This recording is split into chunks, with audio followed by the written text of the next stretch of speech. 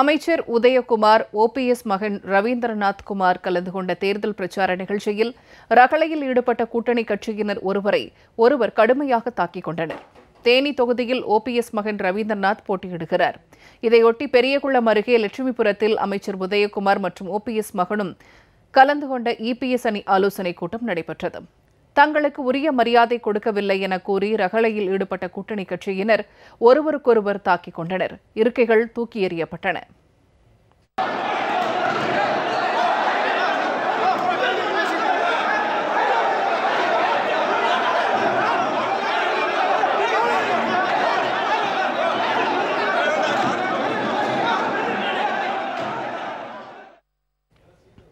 இந்த சம்பவங்களை ஆளும் கட்சியினர் கண்டுகொள்ளாமல் இருந்ததால் எடப்பாடி கூட்டணி மக்கள் மத்தியில் கடும் அதிருப்திக்குள்ளாகியிருக்கிறது.